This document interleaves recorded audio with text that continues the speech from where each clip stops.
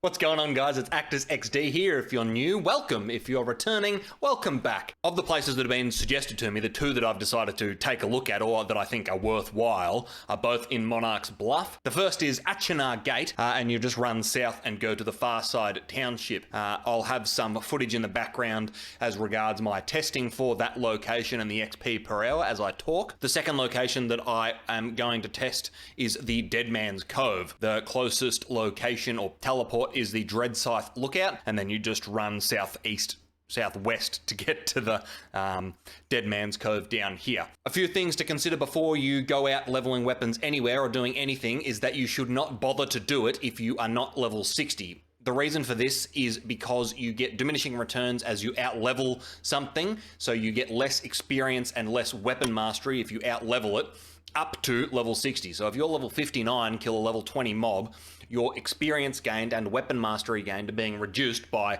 diminishing returns because you out-level the mob. It's a lot easier for you to kill.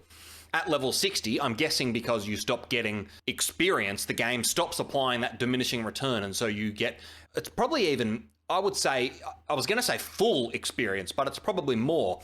So you don't have, where if you killed a level 20 thing, you might get 5 or 6 weapon experience at level 59.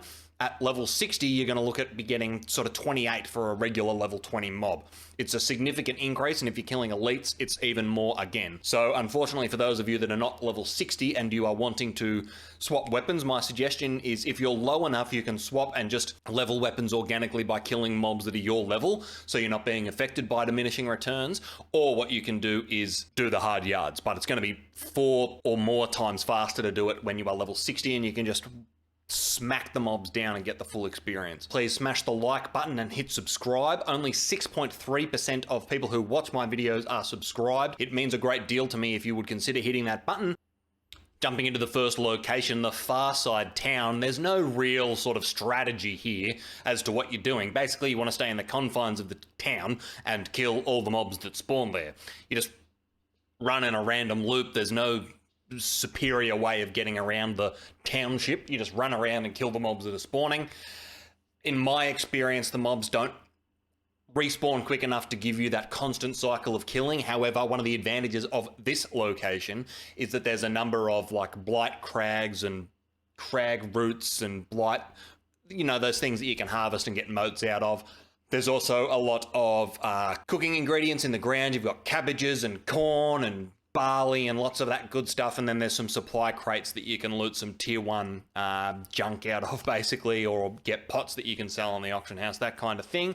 So whilst you are going to this location with the express purpose of leveling your weapons, there are a number of corollary benefits that whilst the weapon mastery is not full speed because you're waiting for the mobs to respawn, there are other things you can be doing which has their own benefits. I started off timing here with the spear, and then sort of very quickly was like, well, these mobs are strong to spear attacks, so I swapped to the sword and shield because I didn't think it was a fair comparison. You'll notice that on the sword and shield leveling clip, if it's not sped up too fast, that I jump around a fair bit. Because I was waiting for the mobs to respawn, I would go and get vegetables and do that kind of stuff, and I thought, well, it's not really fair to leave it in for the time, because it looks like I'm not doing the right thing, but also I wouldn't be able to kill mobs anyway. So I've taken it out, so it's probably, that number's probably slightly inflated for the sword and shield, but that's the reason that I jump around. So this location is okay. It's pretty sort of random. I found that I had to concentrate quite a bit here because I was looking around the area, trying to figure out where the mobs had respawned, where I should be running to next. It's not a case of pulling a heap of mobs and killing them all at once. You're basically just running around and killing individual mobs, which is relatively time consuming, and the numbers will be on the screen at the end of the route. However, in my experience with the spear, I was getting about 16,100 weapon experience per hour. If you broadened it out to an hour, I think my test was only about sort of 3 minutes long with the spear, and then with the sword and board I was getting about 17,100 experience. That's, as I say, that number's probably slightly inflated, so they're probably both pretty close together because I cut some time out there. So this place is fine. Many people suggest this location to me, and I've always had this sort of gut feeling that perhaps it's not as good as it as other farms are, and I think that my testing here bears that out. However, as I say, there are a number of other things that you can be doing in the location. So moving on to the next spot is the Dead Man's Cove, and basically here we're going to be killing all the elite monsters in that. I suppose it's kind of like a non-instanced expedition, really.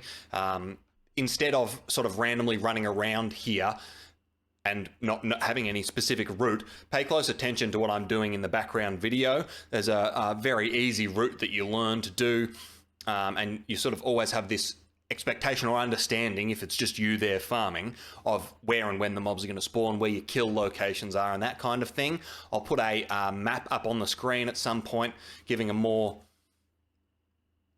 detailed explanation of the exact route. But if it's just you there, basically you can stay inside the confines of the cave the whole time and not have to worry about coming and killing the mobs or the packs out the front, because they're slightly less XP per hour. If you stay inside and you just follow that route just by yourself, you're going to be looking at getting quite a substantial amount of experience. There's also I think 3 or 4 star metal ore nodes that spawn there, and they seem to spawn more quickly than ones just out in the regular world. I don't know whether that's got to do with the... I just had to go and check that the recording was on. Oh! I don't know whether that's got to do with the fact that it's like a, specific special quest area or not. I don't really know. I was only here for the purpose of testing, so I've just chosen 2 random weapons that are strength-based-ish. Originally, I filmed this video with the bow and the musket, and I went out to the...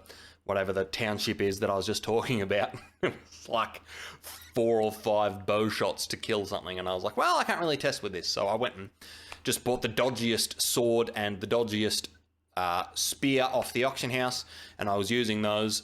If you were more specifically equipped for your weapons that you were leveling, I think you'd find that you'd be able to kill this stuff a lot easier. Although that being said, at the Dead Man's Cove, I have found that the sword and shield was actually really nice for killing the mobs, because the tortured electrogeists and the, I don't know what they're called, but the guys who throw the grenades full of, like, I don't know, looks like blue Powerade or something, they both stagger you, and it's very, very annoying. Oh, and also the guys that have the big, like, axe anchors, they stagger you too. So sword and shield was good. Fire Staff Ice Gauntlet is where I leveled those here, and I found that to be kind of more annoying because you get staggered so often. Getting a cast off was really difficult. That being said, it's still better than any other location I've found.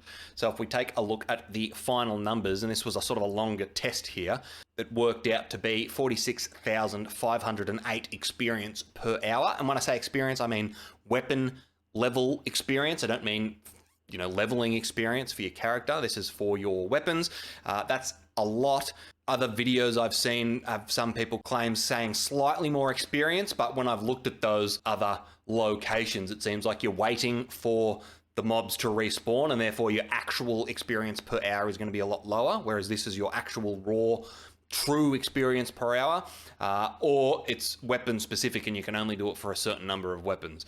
From my testing and my intuition with other locations that I've tried, this is by far the fastest weapon leveling location in the game. I think the testing here bears that out, because most of the other guides that I've seen recommend the other location, and this is more than twice as fast as that. The other benefit here is that the mobs drop tier 3 potions.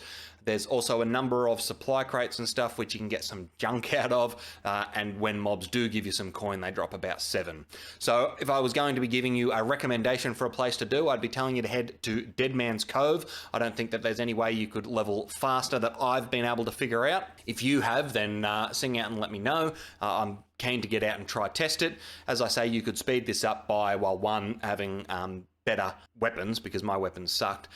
You could bring consumables, weapon stones or food, that kind of thing, if you wanted to kill stuff faster. I don't think it's necessary, but it's an option. If you are an extreme minimalist maximalist, then, go right ahead, have fun. I don't think I have anything else to say.